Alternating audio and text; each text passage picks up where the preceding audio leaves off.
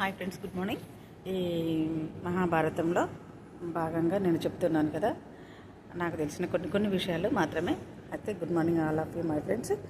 గీతా జయంతి ఏ రోజు ఏర్పడింది అంటే, గీతా జయంతి అంటే భగవద్గీత పుట్టినరోజు, మహాభారతం పుట్టినరోజు మార్గశిర శుద్ధ ఏకాదశి నాడు ఏర్పడింది. ఇందులో నేను ఈరోజు చెప్పే విషయం ఏంటంటే, పాండురాజుకు శాపం ఇస్తే తల పలికి చనిపోయాడు పాండవ్. దాని గురించి, ఆ టాపిక్ గురించి నేను మాట్లాడతాను. పాండురాజు కింతముడు అనే ఒక ముని మృగ రూపంలో తన భార్యతో సంగమించాలని అనుకుని అడవులకు వెళ్ళాడు. వెళ్ళిన తర్వాత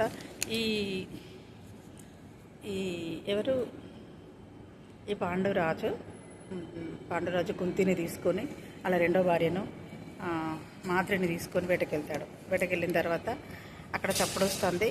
ఆ పొదళ్ళల్లో నువ్వు బాణం వేయమని మాద్రి చెప్పిన తర్వాత ఇతను బాణం వేస్తాడు. బాణం వేస్తే ఆ మహారాజుకి తలుగుతుంది. గుండెలో భార్యాభర్తలు ఇద్దరు చనిపోతారు. అసలు నువ్వు రాజువేనా? అసలు నువ్వు మనిషివేనా? కనీసానికి మనిషికి కూడా పనికిరావు. మానవ మృగమేందో, మానవులు రూపమెత్తిన మృగాలేమిటో, సాధారణ మృగాలేమిటో నీకు తెలియకుండా నువ్వు ఇలా ఉంటే, రాజువు నార్మల్గా సాధారణమైన ప్రజలకు నువ్వేం న్యాయం చేయగలవు?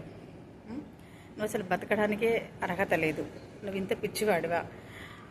నువ్వు నీ భార్యతో సంగమించే సమయంలో నీ తలబలికి చచ్చిపోతావు. ఇది నా శాపం అంటూ ఆ కింతముడు అనే మునీశ్వరుడు పాండురాజుకు శాపం ఇచ్చి పాండురాజుకు శాపం పెట్టి తను ప్రాణాలు ఇస్తారు, భార్యాభర్తలు ఇద్దరు. అప్పుడు ఆ పాండురాజు పదే పదే గుర్తొచ్చి, అయ్యో నేను ఇంత తప్పు చేశానా, ఇంకా నేను భార్యతో సంగమించితే చనిపోతాను అనే వేదనతో ఉంటాడు. ఉంటే ఆ విషయం కుంతికి చెప్తాడు ఈ పాండురాజు. అవునా స్వామి, నేను మహాకోపిష్టి అయిన ఆ ఋషికి తపస్సు చేశాను. ఆ ఋషి నాకు 5 వరాలు ఇచ్చాడు. ఏ దేవుణ్ణి ప్రసన్నం చేసుకుంటే ఆ దేవుడు నాకు పుత్రుణ్ణి ఇవ్వగలుగుతాడు. ఈ ద్వారా నేను పుత్రుణ్ణి కనగలుగుతాను అని ఈ కుంతీదేవి ఈ పాండురాజుకు చెప్పింది. అప్పుడు పాండురాజు చాలా సంతోషమై, నేను తండ్రిని అయిపోయిన తర్వాతనే చనిపోతాను కదా అని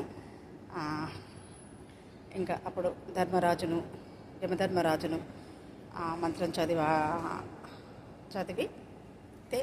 యమధర్మరాజు మంత్రప్రసాదంగా ధర్మరాజు పుడతాడు. అనునిత్యము సత్యమేం పలుకుగాక, ధర్మం రక్షిత, నా పుత్రుడు పుట్టబోయే పుత్రుడు ధర్మాన్ని రక్షించాలి ఈ లోకమంతటా అని ఈ పాండురాజు వేడుకుంటాడు కుంతీదేవి.